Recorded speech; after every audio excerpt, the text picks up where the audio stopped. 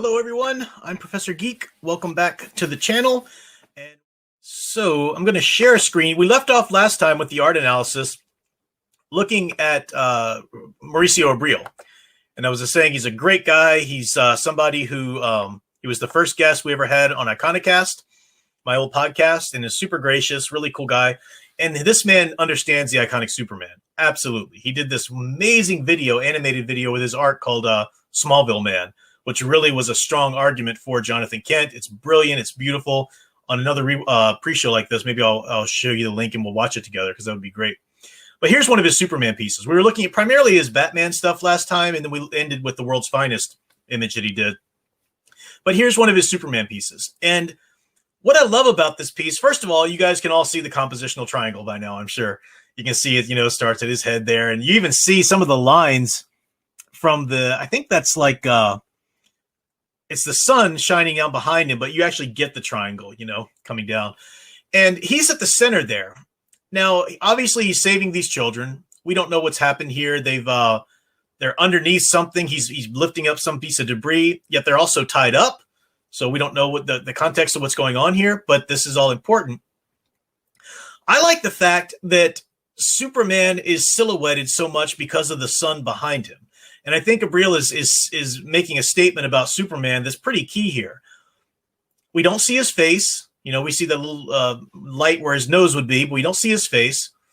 He gave us just enough to know that the trunks are there, which I love. That's really, really important, But we see the red cape, of course, and the S shield. The S shield is really all that you see there of Superman outside of the form of his body, holding that up.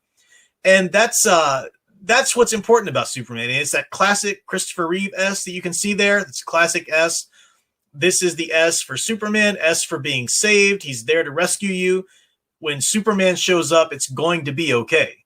That is how Superman stories are supposed to go. You're not afraid of him. You're not still worried, wondering if he can do it. He doesn't have some personal angst to get through before he can get there and do anything. No, stop it. Enough of that garbage. This is Superman. He's there. He's on the scene. He's going to save you. Boom. That's it. And he's saving these children. And I like the fact that we can't see their faces either, because the piece, by inviting us to look up at Superman from the angle that it is, we look up through their angle. So we are identified with the children in this piece. And I love that. We are looking up at him from their angle. And we see what they see. And this, their savior, not religious savior, but savior in this situation, coming down and lifting this debris off as only he can. And he's there to rescue them. They're tied. They can't do anything about it. And this is the cool thing. So look at that. The debris is over them before he lifted it up, and they were in the dark. They were tied up and they were in the dark. They could not do anything to free themselves, but there was light outside. And, you could just take all these messages from these art, a good piece of superhero art. And I love it. It's just like these great little object lessons, that's what superheroes are there to do, to inspire us when the times in our life, when it all seems dark. And we might know there's light somewhere on some level of our thinking, but we just can't even fathom it at that point because things are so dark for us, or we feel as though our hands are tied so much. And the superhero archetype is there to burst through that and to provide a way out. And in the stories, it's Superman, or in the art like this, it's Superman. But in real life, it can be another person inspired by a superhero. That is what the Superman story is for.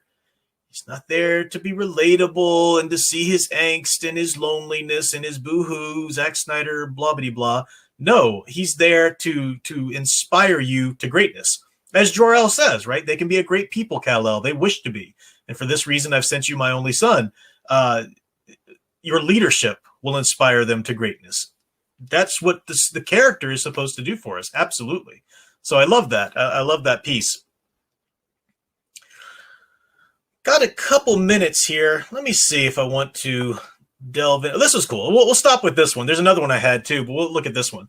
This is a quick one here because this isn't even a piece that I think he finished up like one of his major pieces. I don't even know if he sells this print, but obviously this is from Superman the movie. And this is that great, wonderful, iconic scene. Oh, love it so much when Superman saves Lois Lane in the helicopter. It's just, and the crowd cheers.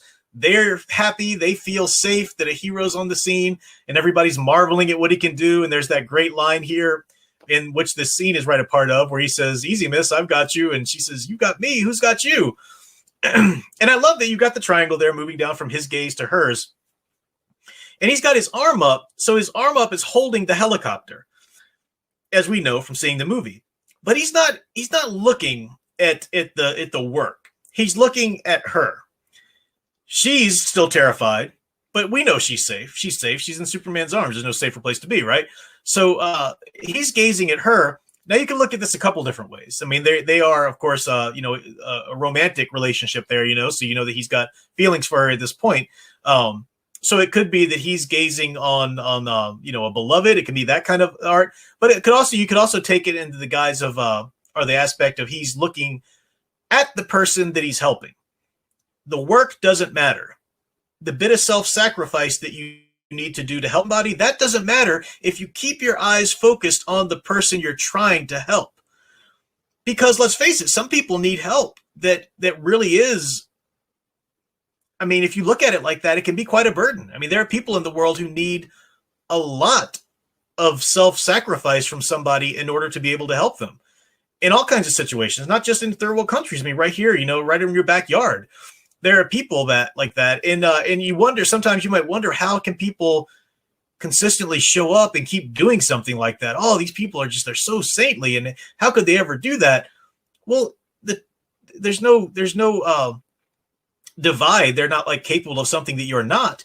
They've just learned to focus on the person they're helping, to focus on the need, to focus on the good that they're doing, to focus on what's being done. And then whatever they're having to lift over their head, that's nothing. That's nothing. It doesn't seem as much of a sacrifice when you're doing it out of selflessness, out of love for the other person. So I just love I love the little visual cues in his art, but I love the little object lessons too you can pull out of it when an artist truly understands Superman, like Mauricio Abril absolutely does.